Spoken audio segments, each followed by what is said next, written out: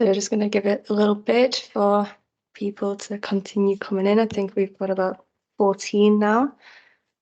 Yeah, I'm just going to start with the introduction and then people can just come in as and when they arrive. So welcome to our third webinar, How to Apply for a Job in Germany, Part 2. So this is our third webinar in our series of webinars where we are covering various topics on moving to and integrating in Germany. So in this series, we aim to answer questions of those who are thinking about coming to Germany or those who have already decided that they're moving to Germany. But before we begin and I introduce our speaker Burkhard, I'm just going to make you aware of, for GDPR purposes, that we are recording this. So if the camera's on or whatever, we are uploading this onto our YouTube channel later on. So just so you are aware. We also have our talent forum. We set up this talent forum on WhatsApp. So it's a big WhatsApp group chat where we coordinate with talent about our goings on. So if any of you aren't already in it but are interested, there is a link in the chat and you can join using that. This webinar should last around an hour. We will dedicate time at the end of the webinar to have like a question and answer session. So any questions that you have, if you could wait till the end and then we can have a session there where we just discuss these little things. So to introduce myself, I'm Danica. I work here as talent mobility consultant at Terra Talent. I'll be returning about halfway through after Burkhard's done his section. I'll be talking about the actual application process, so writing a CV, the job interview, the motivation letter, all that kind of stuff. To introduce Burkhard, so he's one of Terra Talent's co-founders. He will talk to you about who we are and the job search in general. But thank you for listening, and I'll pass you on over to Burkhard.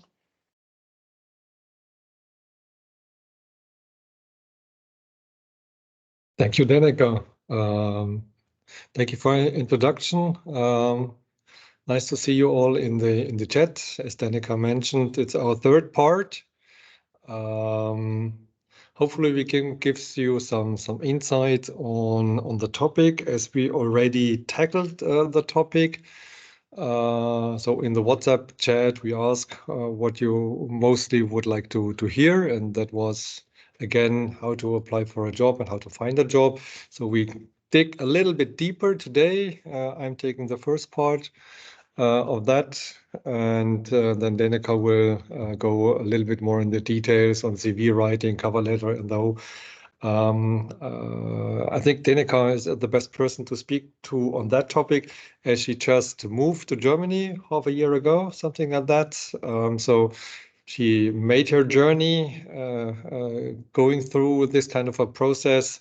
For me, as a German, I think it's quite a while ago that I had lost a job interview in that regard. So I can take it more from an employer perspective, and Danica a little bit from an employee or from a talent perspective. But before we go into detail, just about the agenda we set up today. It's about who we are, the job search, my part in the application process. We have the Q&A in the end. Please feel free then to reach out to us to put all the questions. If you have any questions in between, just put them in the chat so that we can supervise and see how we can answer this kind of questions. Terra Talent, Danica already mentioned a little bit. We are quite new, a small consultancy company. My background is I worked for the city of Berlin for nearly 20 years. And I try to help the city of Berlin and employers here in Berlin to attract talent from outside of Europe to Berlin. It was always a little bit the story that Berlin as a city attracts a lot of young talent, and it was not the employer side attracting talent. So it was more Berlin as a party city that brought in a quite huge number of talent per year to Berlin nowadays, and that changed a little bit. So in this field of welcome services, residence work permits, I've done a lot of work within the last years. We had the chance with the city of Berlin to go for Africa in some respect, and I was able to visit several countries in Africa, and I thought there is so much brilliant talent. We have another partner, Julian, he is doing the same in India. So there is so much talent outside of Germany. There is a lot of need for talent in Europe. So this is why we set up Terra Talent and try to bridge that.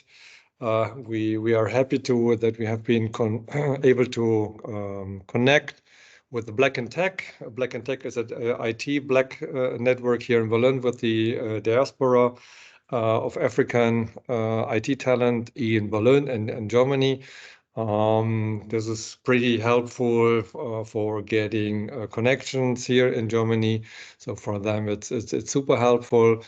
We have a young startup in Uganda, Collaborate, where we work together with talents from there. And we have the European Talent Mobility Forum. So these are a lot of European regions which also try to attract talent from everywhere. So with Terra Talent, you don't only have access to the German labor markets, where we're now focusing in the webinar, but also to other European destinations. And I pretty much always like the idea that it's about collaboration and not competition. Everybody is looking for the best talent for sure, but to do that in a joint effort is always better than just to compete against this. So having this, we can have a first glimpse in the German labor market. I think all of you know the big names, the big brands.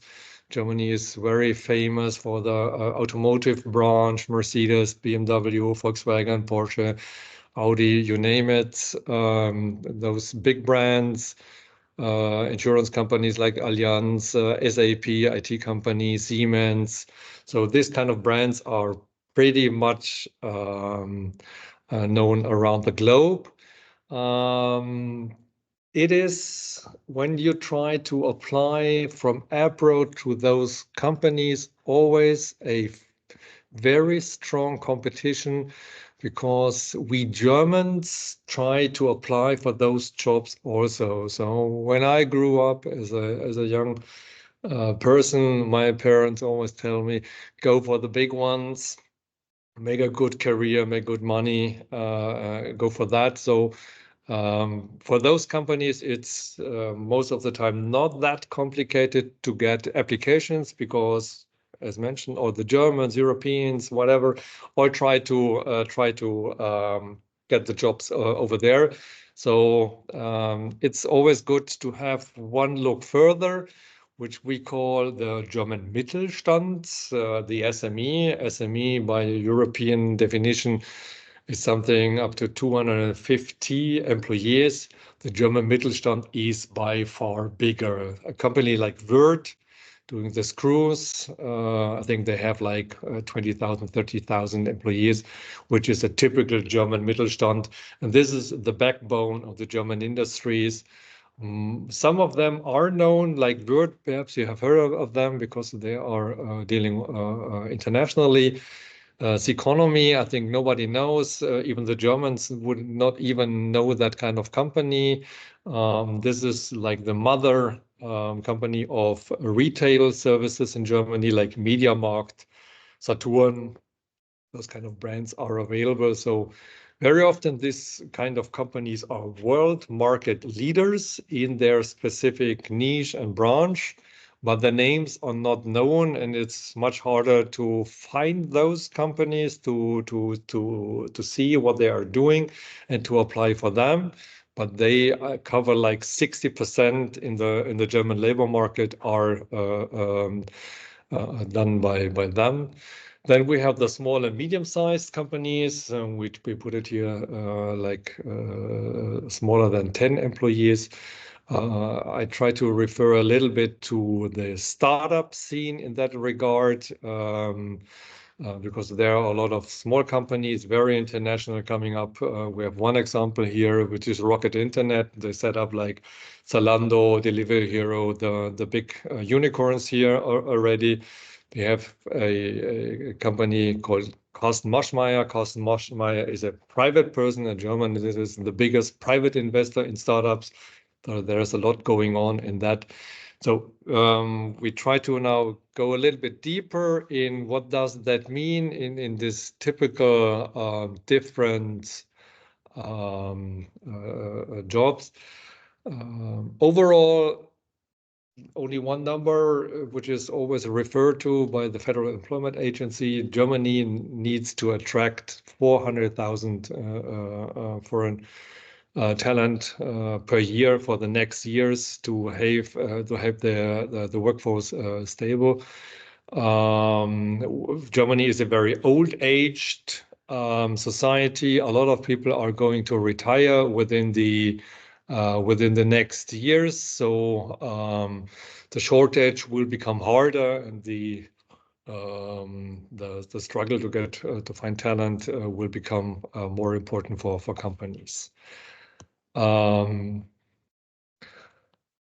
Here a slide a little bit on basic requirements for jobs. Everybody is looking for the best. We Germans are very formal in that sense. I think my younger colleagues will can elaborate on that. So if you have a degree, that's fine. If you don't have a degree, it's complicated. So this kind of informal qualification background is always complicated. So very strict, very formal in a written form. The opposite would be a little bit this try and error or fire and bringing from the US market. We Germans do it a little bit different, slowly, because even the legal issues in bringing somebody off the job is more complicated. This is where we are very formal and slow in the procedures for this kind of job searching. One more slide on Germany. Germany is not one labor market in that sense. It differs where you go. It's a difference whether you are in the capital city like Berlin or one of the bigger cities like Munich or Hamburg.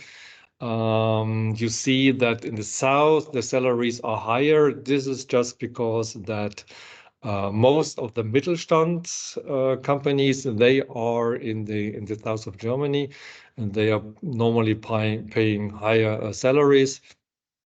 And what is important in that regard is that the living costs are not the same overall. So mostly in those areas where you get higher wages, the living costs are also higher, and the other way around. For some professions like IT professions, the salary are nearly the same. So where the need for talent is very high, there is more a balance of salaries in Germany. Otherwise, it's a little bit of a difference. And in the end, it's something like a net calculation. So what are the living costs? What are they earning? And if the net calculation is fine, then the people apply for that. But just that you have that in mind, that this makes a difference in Germany where you are applying, and the difference between the very cheap low salary areas and the high salary could be quite big, just to have that. Yeah, when you go for the website, I think that is what most of you guys are doing, going for Google and trying to find jobs. I just put in like 4 examples of websites in Germany. I think the biggest by number might be Indeed. Indeed is a web crawler, not a true website. So just putting together what can be found on the web. So you find a lot of things over there.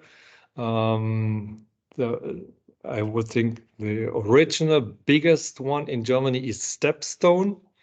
So if the companies decide that they try to publish their job ad, then they mostly go to Stepstone and pay for the publishing. So in the biggest one, there is like an official one, which is run by the Bundesagentur für Arbeit, the Federal Employment Agency. This is also a big one. It is sometimes in Germany not an easy job portal. So some employers do not like to put the jobs in there because it takes time. But to receive some public granting, funding, whatever, you have to use it. And on the other hand, if you are unemployed as a person in Germany, you are obliged to put your CV to the Federal Employment Agency. So there is quite a few numbers of talent available. So this is the Bundesagentur für Arbeit is important. I not exactly know. I think it's only available in German right now. I would wonder if the website is available in English. You can check that and put that in the chat. I think Paul can put in the links in the chat.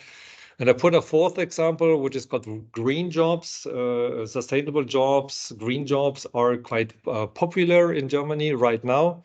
And this is a small one, just to give an example on that.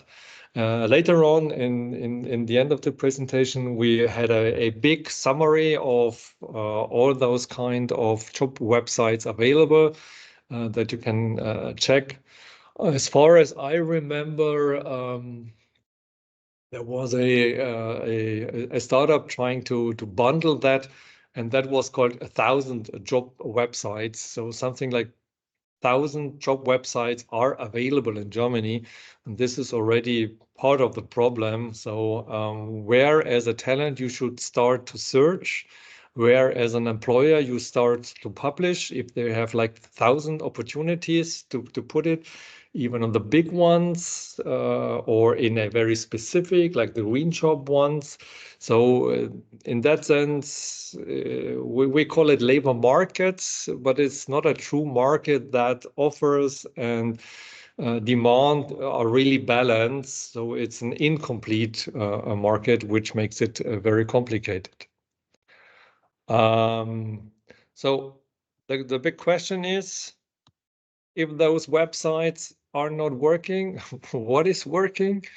And I think that is not a big surprise. The most successful recruitment tool in Germany is word of mouth.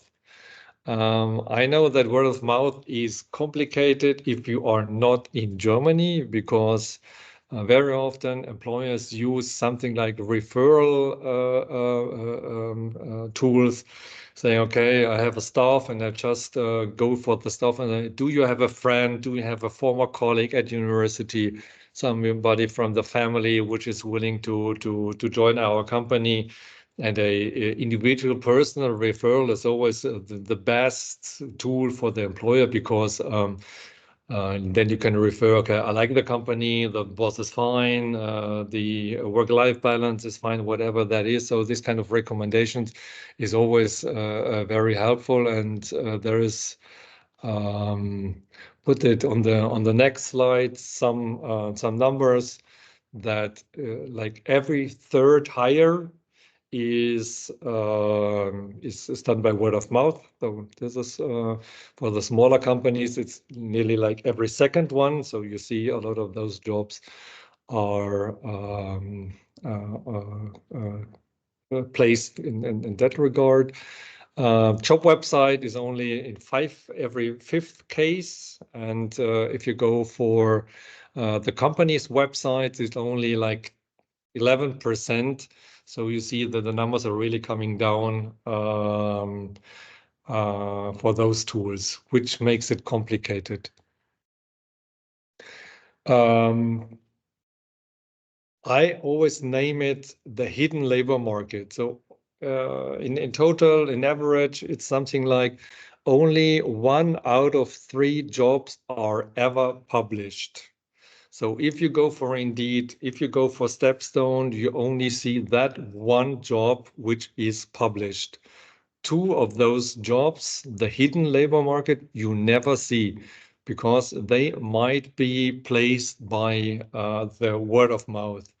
So, and I mentioned that for those jobs offered, for example, by the big corporates, and indeed, then the competition for those jobs is even harder because everybody is trying to apply for those jobs you can find and see. And you don't see those jobs where the competition is not that high.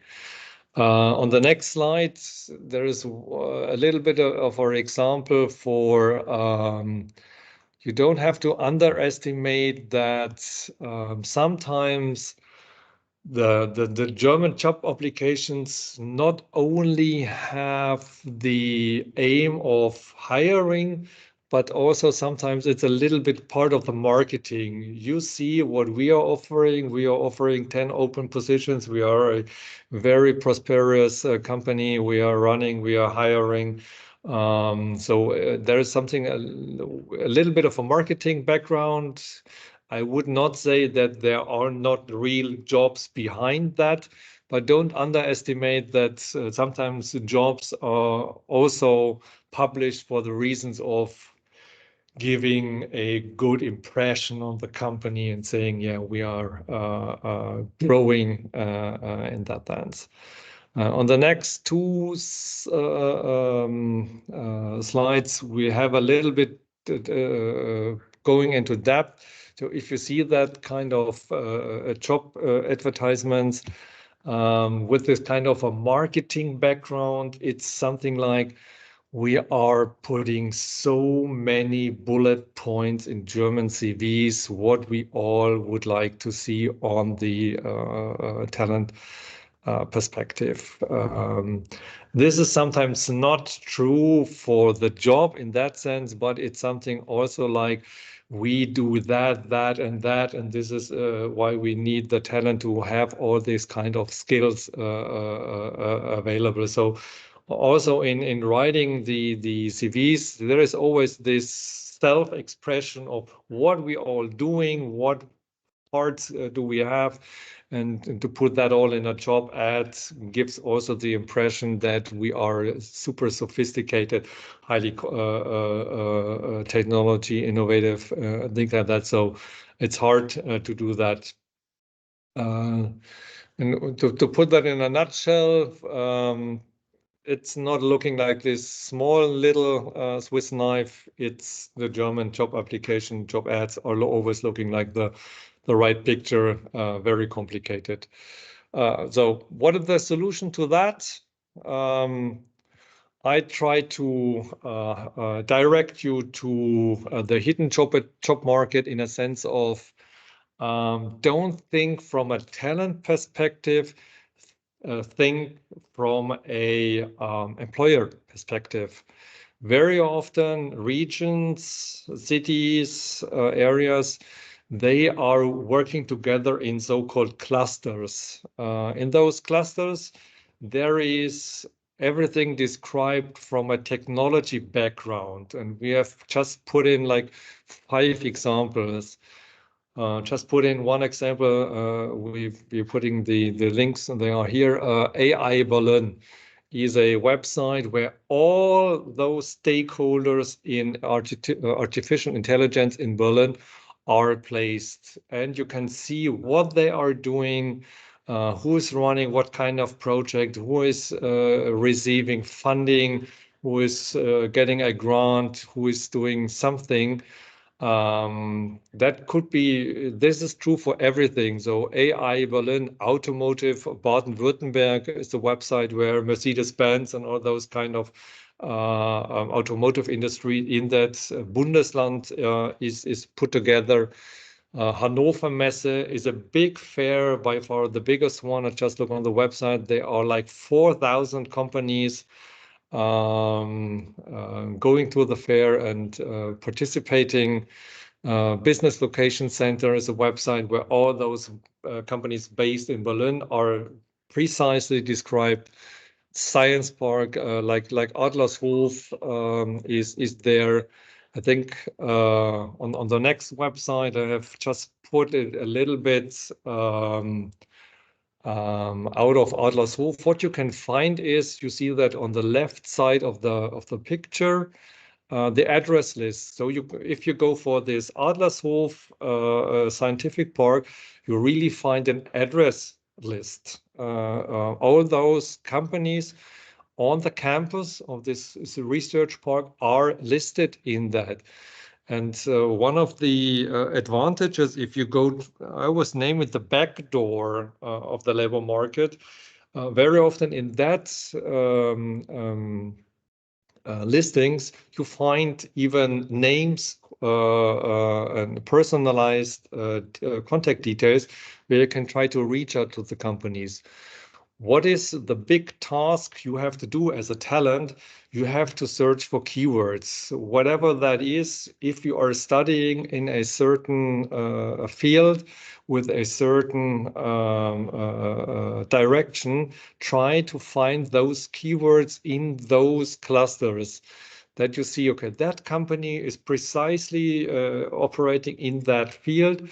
Then, as a second step, try to see who is the responsible head of product for that keyword, and try to tackle or to contact him upfront, saying, I'm doing a master thesis, a whatever bachelor work on that field.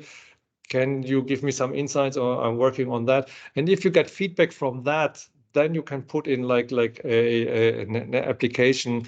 So that is what you can what I would recommend to do, to really see, okay, try to find those places where the employers are, where the employers exchange on topics, on keywords. Very often those clusters and networks, they do have even receptions or online webinars which are open to the public, where you can easily join. Most of the thing, obviously, you're not here in Germany or not in Berlin, so it's only that you can try to get to the online webinars, but try to search for those kind of events by keywords. See to find the head of products, the head of content in that sense, and go for that. If you look, for example, in Indeed or in Stepstone, you rarely find the name of an HR person's. If that is fine, then fine, and try to contact that person. But it's always much more easier to send in an application with a referral. I talked to the head of product in that field. That gave me some insights. Find it super exciting. I'm doing research in that field, and this is why I'm applying. Then we have that on the next slide. This is where you have to match the keyword with your CV. because this is the most important part of the application. You have to individualize your application to really see this is the specific point where you have something which is an added value to what the company is doing. And this is very often not easy to find what that could be, but just to send in applications like, I saw your website looks nice and this is why I'm applying, is not the best intro for an application. Something like, I talked to a person, I run into a person, I met a person at a fair, at a webinar, when we talked shortly about that topic. That was exciting for me, and this is why I'm applying. Then you already have like a linkage to the company, and then your application becomes much more stronger than just sending that in. But this is research you have to do. And most of this research is easier to be done if you go for the company websites, cluster websites, network websites, than just to go for Indeed or for Stepstone. And on the next slide, it's super hard to tell. I try to make two examples. If there is a job application and they are asking for Python as a computer language, and you only can C++, that might be not a match.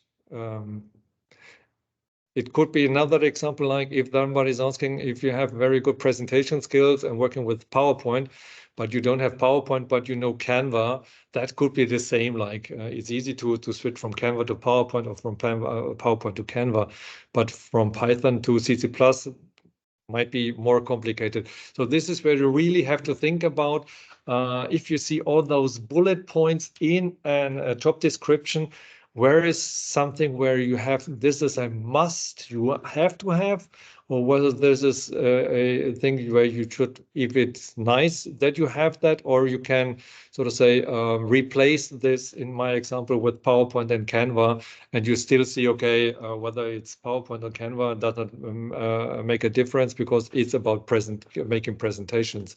So not an easy task. Sometimes you may ask other person to think about that, or something where you really see, okay, this is why you have to go back to the company saying, okay, I am not able I only have basic knowledge on Python, but I'm super experienced in C++. Would you nevertheless mind when I reach in the application, because I'm eager to learn? And then you get a feedback, then you go for that, or the other way around. So this is not an easy task, but if you would like to have a successful application, and you have to also have in mind that an HR person only have seconds to check on the application. It's a quick look, and if the quick look does not make the difference, then you are perhaps on the wrong side of the juice, and not the other way around. So this is where I was, where my background is, what I can recommend. And then I think now I can pass on to Danica a little bit more on CV writing, cover letter writing, to do that precisely. Thanks.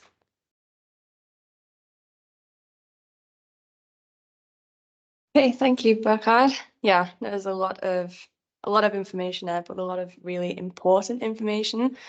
So I'm gonna start now with how to actually put all of this research and everything that you want to put into a CV, and how to actually, format it.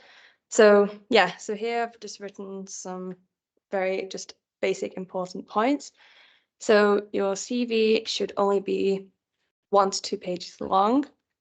So as Burkhard just said, the HR person or the recruiting officer isn't going to spend much time looking at your application. So make sure it's short and concise, is all, important information. Yeah, correct personal data. So of course, make sure that your name, your email address, your phone number is all correctly written. Yeah, so you don't want to miss out on any kind of responses because a special character is missing from your email or something like that. Yeah, homogeneous time, date format, and font size. So yeah, if you're putting the dates of when you were in a particular institution, so educational institution or job experience, make sure that if you're using like the day, month, year format, then you use that every single time.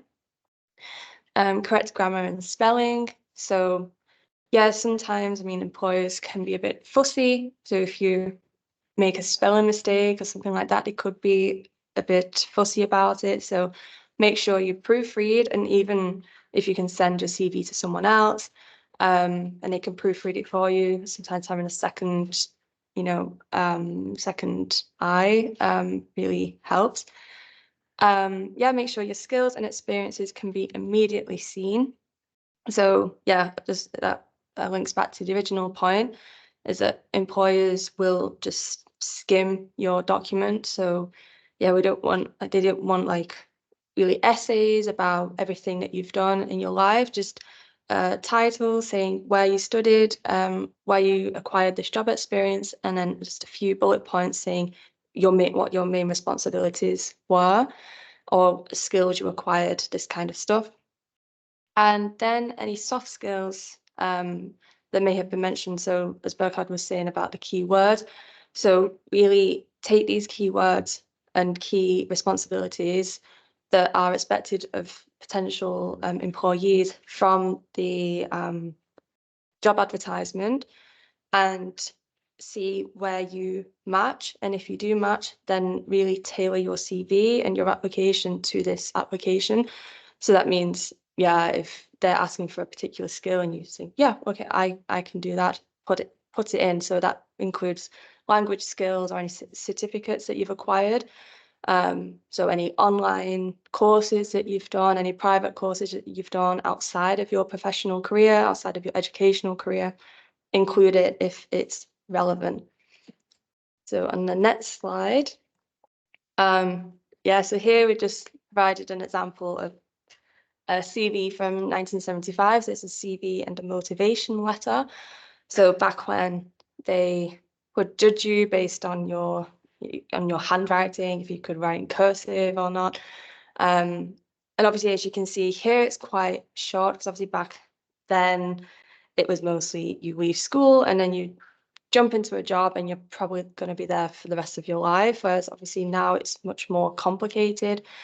So yeah, you leave school and then you go to college or university or do a vocation or all of these kind of different things, an internship, and then you're probably going into many various different jobs before you come into your actual career at the end. So obviously to try to put all of these into one CV can be quite overwhelming. So yeah, it can be really easy to fall into the trap of these pre-made, Microsoft, or there's also Europass, which I'll talk about in a minute. These kind of templates, these CV templates, which, yeah, at first glance, from a talent perspective, they look nice, they look quite appealing, but for an employer, they don't want to translate these kind of things. So these on the left-hand side, you can see hobbies, and there's like these little illustrations. Like what does this mean? What does this I don't understand what this is telling me about you. And if their hobbies are they relevant to the job? If they're not, then you don't include them. And there it also talks about your skills and your languages. So they're using some kind of point system. So for example, English is 6 points, and Spanish, whether in Spain, but Spanish is 7 points. Yeah, employers don't really want to translate these kind of illustrations. So you should, yeah, this goes back to the point of making sure that your information is clear and it's clear to everyone. So these kind of things, definitely avoid them. So the next slide is how a CV format should basically look like.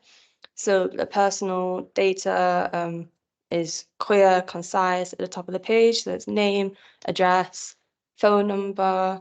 Then, yeah, it's all easily legible. Then it says the intended activity. So this is when you find a job advertisement and they're looking for a specific person, and you think this fits you, then this is like another opportunity to tailor your CV then to the job advertisement itself. So here you highlight the actual job role you're applying for. Also here it includes a photo. So many German employers do appreciate a photo. So to make sure that your photo is professional, you're wearing business attire, not anything so revealing, anything crazy, and also avoid light reflections and disturbances, those kind of things. And yeah, also smile. That's also a nice thing to see.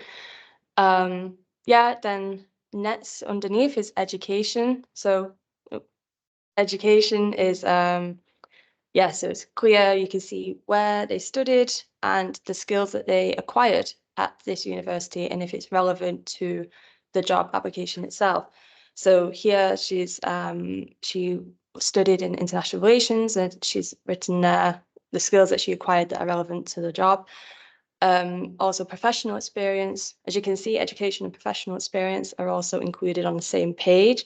So that's really important. So these things are very, can be immediately seen.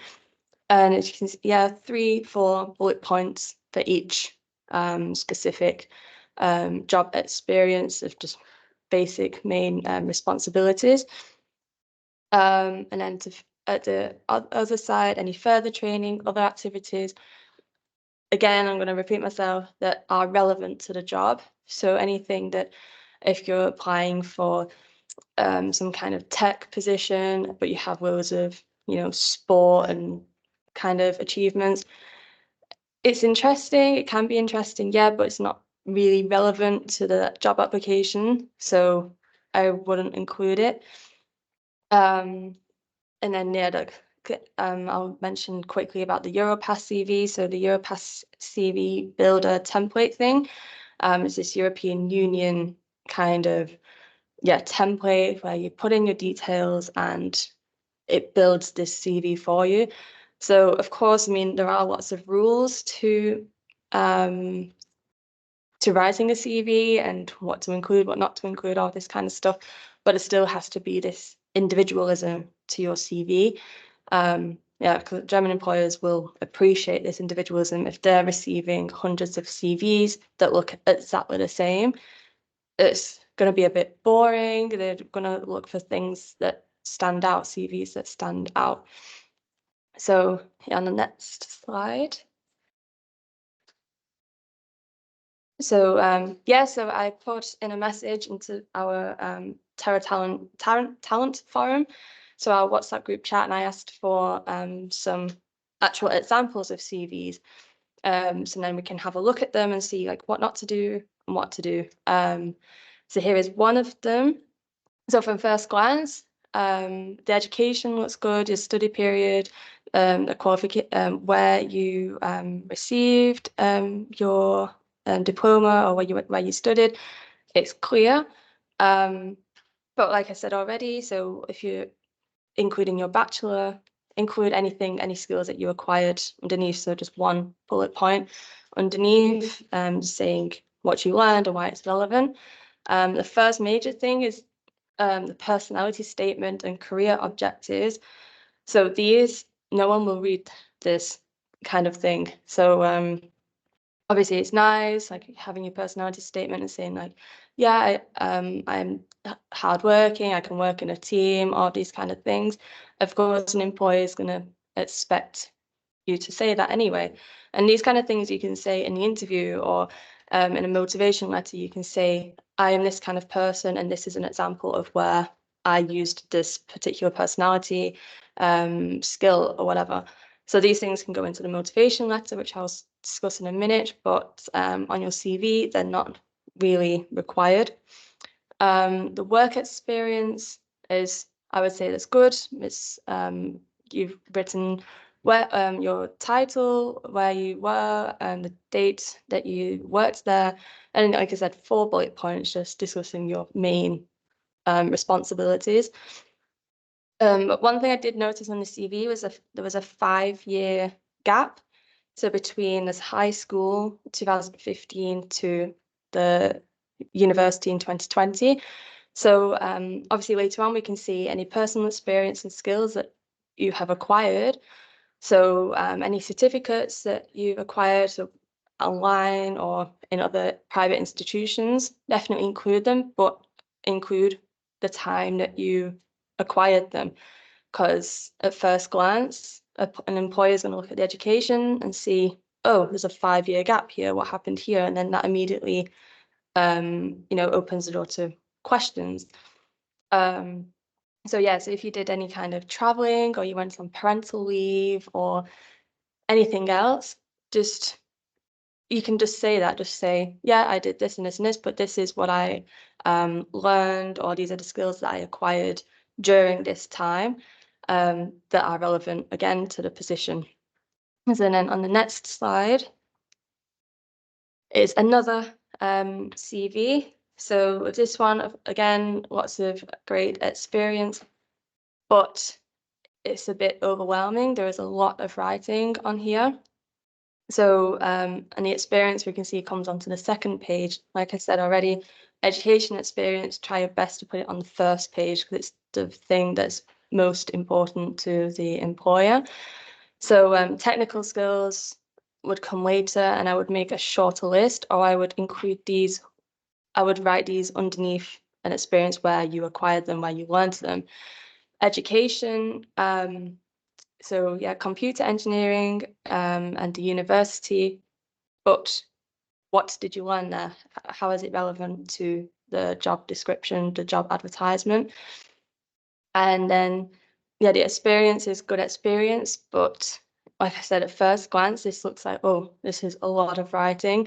So you have to make sure it's clear, make sure the titles are clear, and put them into bullet points, and 3-4 bullet points of your main responsibilities.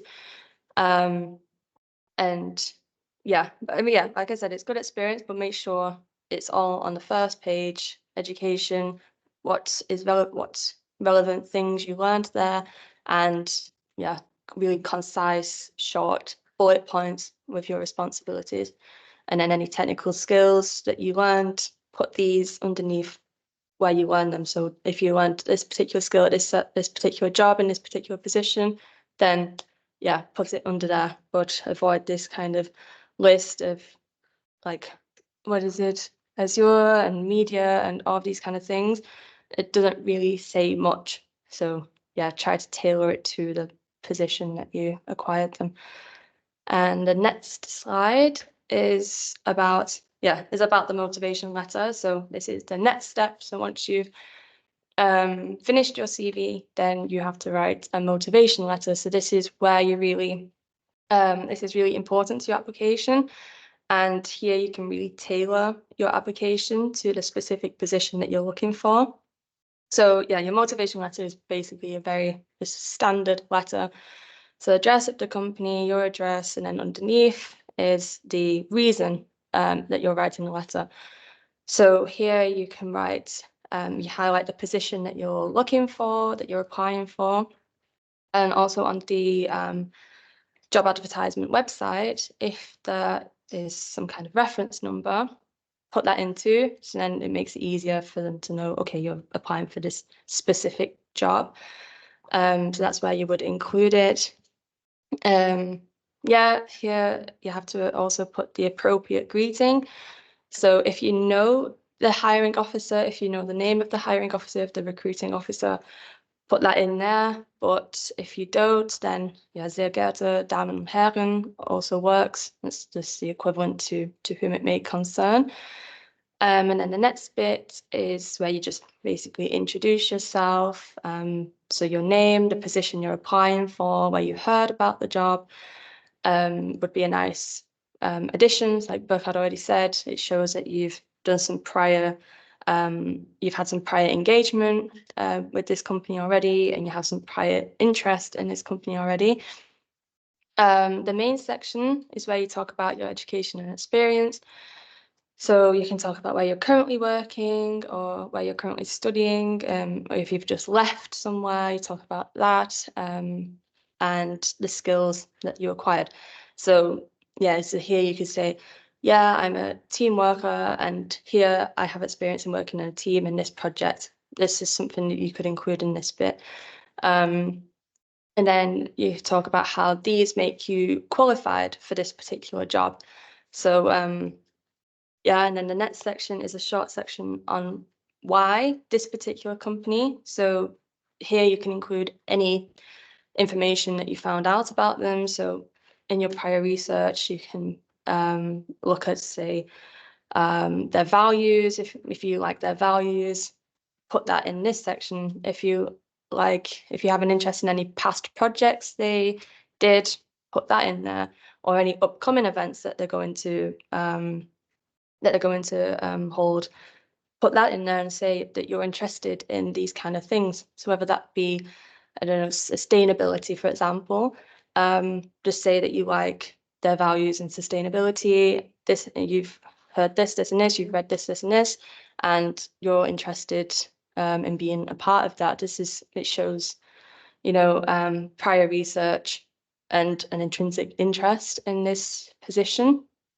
And then your closing paragraph will be just a short close to basically bring together everything that you've said. So just reinforce that you think you are the best candidate for this position, and include a request for invitation here. So for example, yeah, it could be great to set up a call, to arrange a date for a conversation so we can explore further. So yeah, that is how a motivation letter should be laid out. And then on the next slide is just, yeah, basic bullet points, just to put all that in shorter terms. Why this vacancy? What qualifies you? Why are you aiming for this position? The decisions you have made so far. So this is also a really important place to remain positive. So don't say, yeah, I left my last job because this, and this drama here, this drama here. No, remain positive. Say, yeah, this is why I left. I learned these things here, but I felt like it was time for me to move on to a different position. So always remain positive. And again, with the length, only a page long, very concise, clear information. You don't need to go on for 2 pages long about every single thing that you've done. Just the main important things that are important to the job. And then when you get to the interview, then that will be your opportunity then to really go on into detail about all these different things. And then on the next slide is so a reference sample for German employers. So again, just 1 page. So this is how a reference letter could be laid out. So yeah, to whom it may concern, I'm recommended this person, short introduction to who the person is, primary responsibilities, again, 5 bullet points with just the primary responsibilities, and then later on another reinforcement to why this person would be a good fit. And then the next part, after all that is done, and then hopefully you get invited to an interview.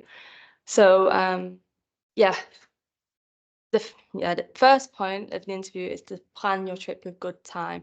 So especially here in Germany, you've probably heard that Germany is very, fussy about its punctuality, and everyone's very orderly and punctual. But it's very true. Germans do not like when you are late. But of course, I mean, this is for an interview. I mean, this is just the etiquette everywhere to just be on time.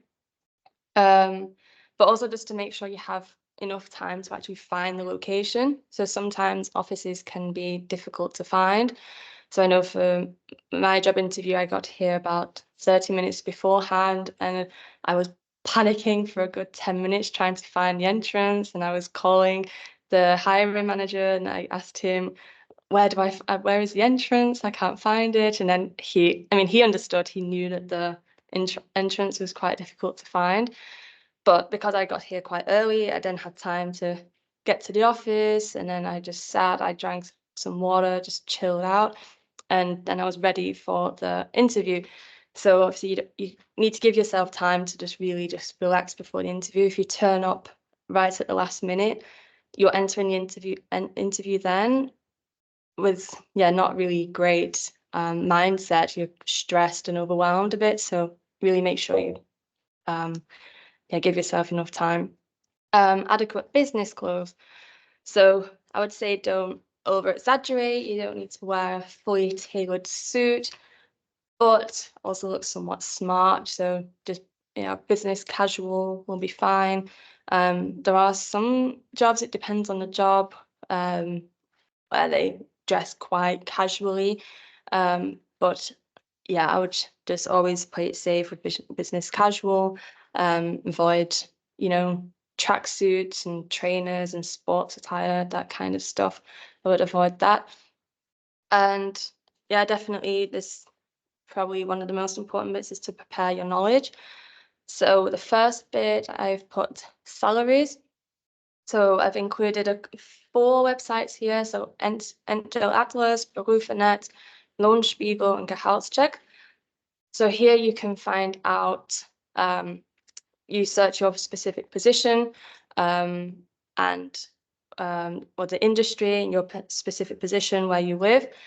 And then you can find out what kind of salary you can expect. So this is definitely important for when you have the discussion about salaries. So this will help you to have some prior idea of what you can expect in this position in your particular area, so federal, state, city, whatever it may be. And yeah, the company focus. So again, any values that you like about this company. So if you share any of the same values, so like I said before, environmental or sustainable commitments. So it shows a bit that you've done your homework, and this shows like this intrinsic interest in this particular company, which obviously employers like to see. But as well as preparing your answers, make sure to prepare your own questions too. So again, showing an interest in their company. So more than you're just there for the salary, but you're there because you have an interest in their aspirations, and interest in their aspirations as a company.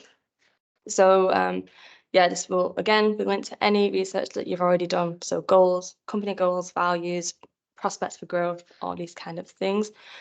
And then the last thing, follow-up email. So yeah, and here you can just thank them for the interview, you show your gratitude, but it also shows a bit of it also shows certain proactivity. So it shows this continued enthusiasm for the role. Yeah, so it just basically should just show gratitude and address any specific points that came up that you'd just like to address. So yeah, the decision-making process is influenced by your complete application. So your first impression, the CV, the motivation letter, your interview performance, and also your post-interview interactions. And then coming now to the end of the webinar.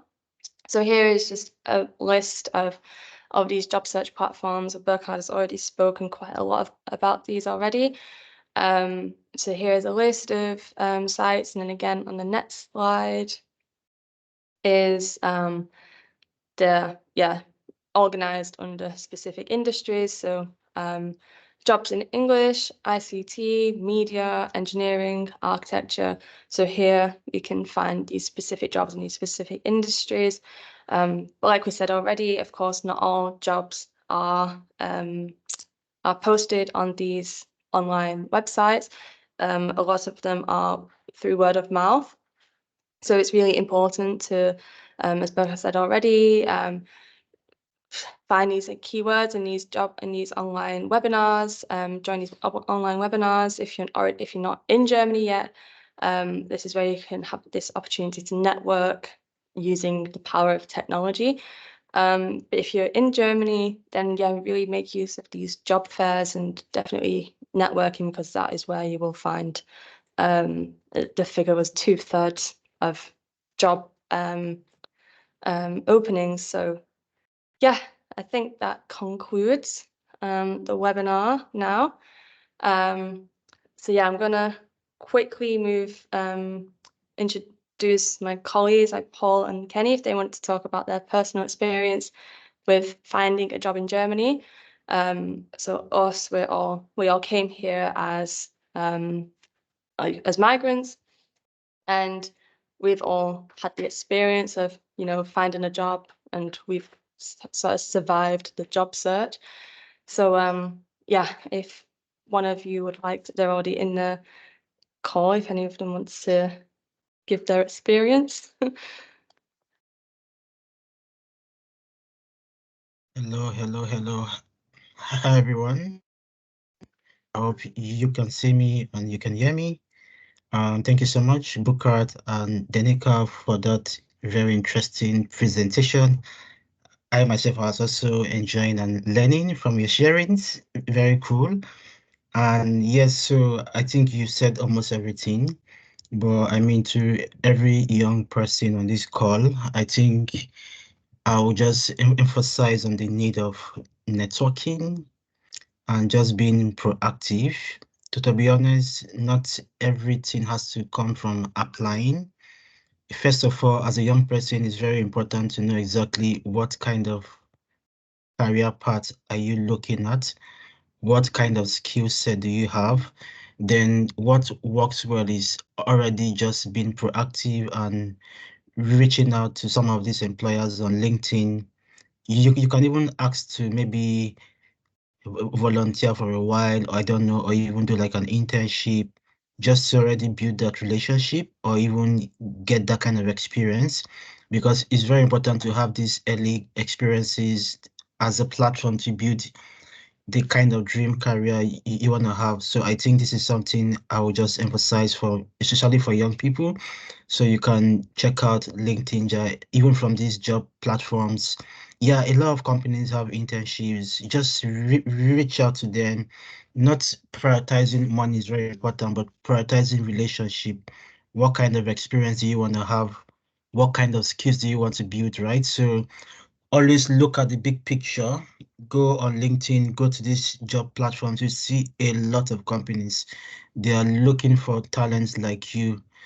But the question is, you need to already position yourself, reach out on LinkedIn, talk to them, and all of that. Just introduce yourself.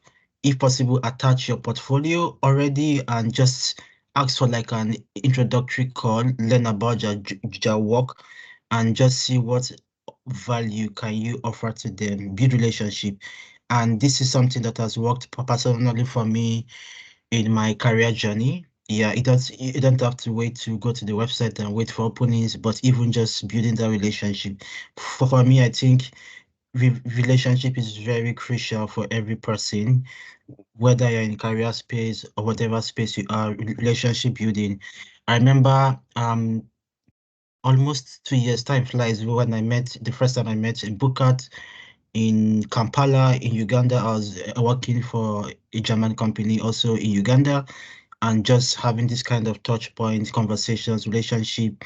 And he also supported part of my sponsorship to school in Germany just by relationship, right? So I'm now working for his company with Terra Talent, even as a student doing my master's. So I think I will always say relationship building plays a very, very big role. But the first thing is you need to know exactly what kind of career you want, what do you want to do, then have skills, be valuable. Start by even just volunteering or offering yourself as an intern. It doesn't matter how much they pay you, but look for experiences, because this is what will pave, or this is what will set the foundation for that kind of dream or amazing career you want to have. So this is what I would like to share. And thank you, Danica, for the opportunity to share. I'll give it up to Paul. Thank you. And you can feel free to drop your questions in the chat box. Any of us can answer these questions as well, yeah.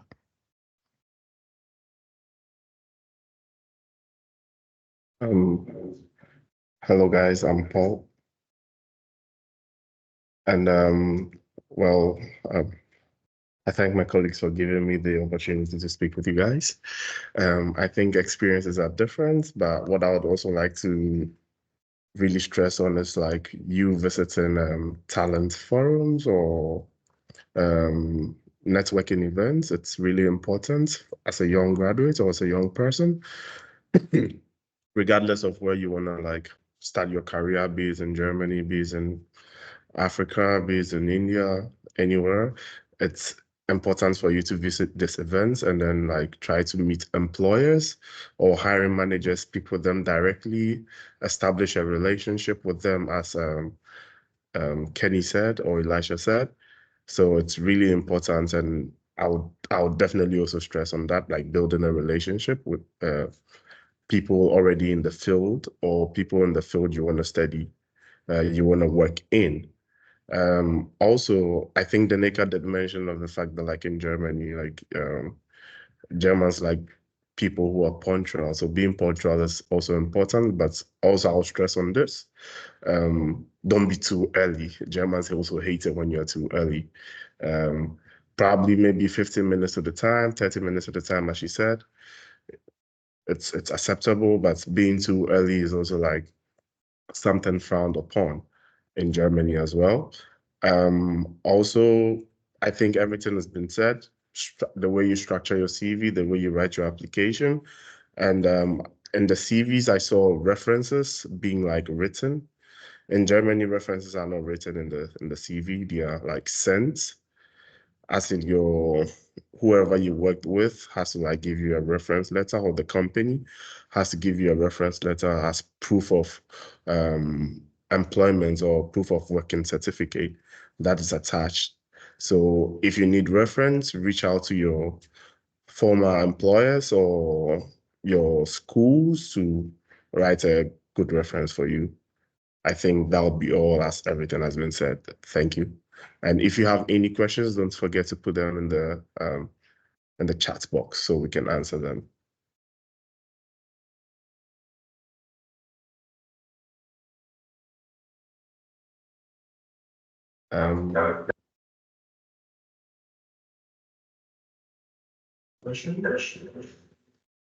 Yeah, so I'll just see what's happening. Okay, is that better? I think Yeah, there's now? an echo. Yeah, Okay, perfect. yeah, I just wanted to give another reminder about the Terra Talent talent WhatsApp forum for those who missed it at the beginning. So the link is there in the chat. Again, Paul has sent it in again. So yeah, so that's where you can join the group using this link, and there you can keep up with any of our goings on, what we're doing, any updates that we think are relevant to you, important to you, we will provide in there. Yeah, this is where we did the last short survey to ask what you guys wanted us to discuss in our next webinar, which was this topic, finding a job. So yeah, there we can really discuss things that you find important, that you want to know more about, and we can then put in dates of webinars and all this kind of stuff. So that's just another introduction to the talent forum group.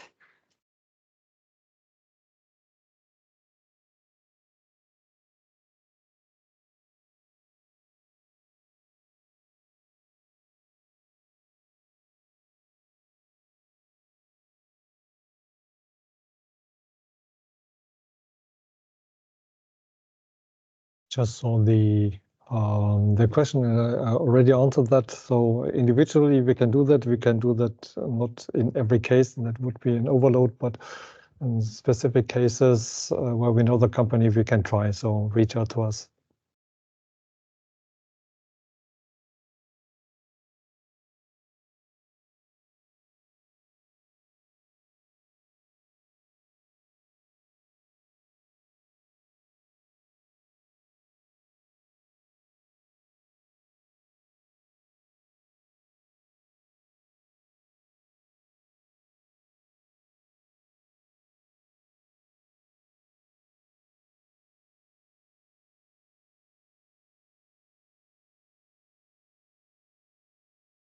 Just about the internships, I think there is no funding available for internships. So coming from abroad, it might be complicated. So I think it's an individual case where we just see whether there is any support we can give on that, any help. So if you have that kind of opportunity, reach out to us so that we can see whether we find a solution or any kind of help, and then we come back.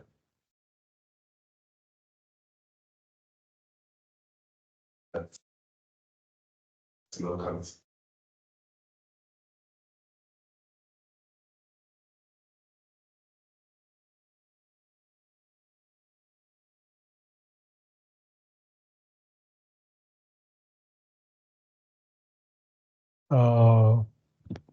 Principle, yes. It's, I think, not an easy one for getting a residence and work permit for security personnel because it's a matter of qualification. We can share some employers in that field where you can try to see what kind of jobs are offered there.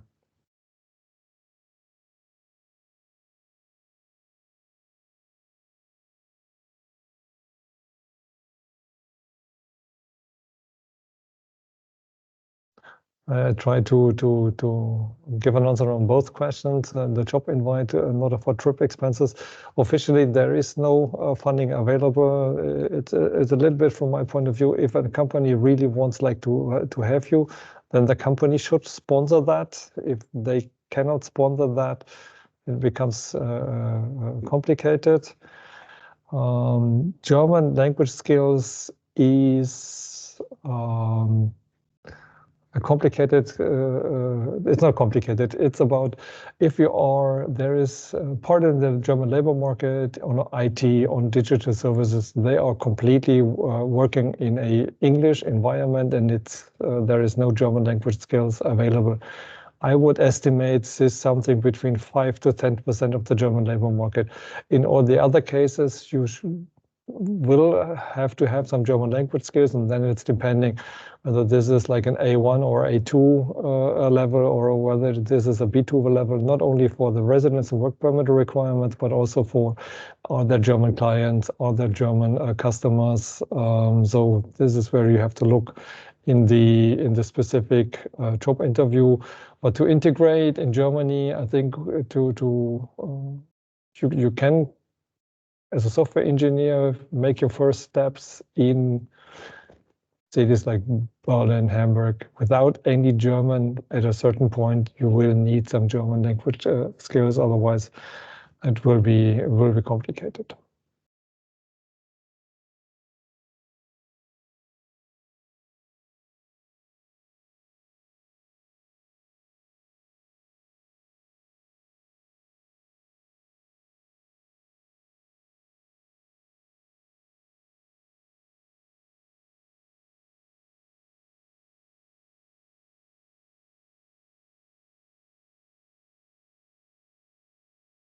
So just give it another minute, just in case there are any more questions. If not, then we will.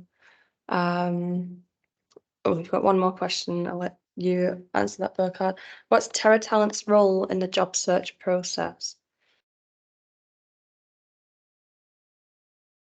On the one hand, we are not a headhunter. So we are not collecting CVs and selling them to employers. What we are doing is we reach out to German employers, and if they try to hire first time ever in foreign countries, we give them an idea whether there is a talent pool available in Africa, in India, in Turkey, whatever that is. So we try to connect with talent over there.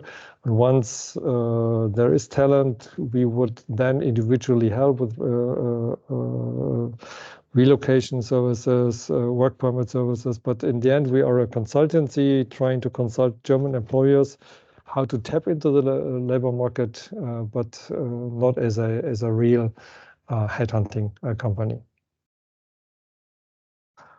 The nursing assistants, I think we can put that in the WhatsApp group and the chat. I think there are several platforms for that. I think you should check the slide that's right now on the screen, because jobs in life science says you can find them there, like in the medical field. And also do not forget like jobs in nursing, like it's a regulated field, so it might take some time as well.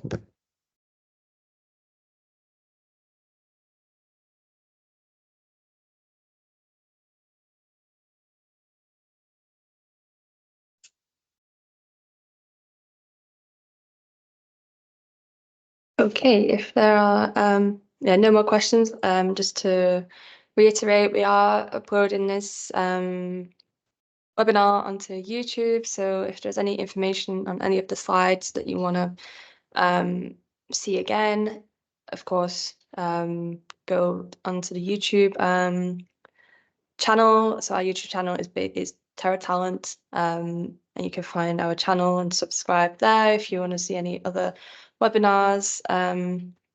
And yeah, if you want to check back over any information that you might have missed, or for those who weren't here at the beginning, yeah, the webinar will be uploaded later on. But yeah, I think that concludes the webinar for today. Thank you everyone for joining. Yeah, it's really nice to see people here again.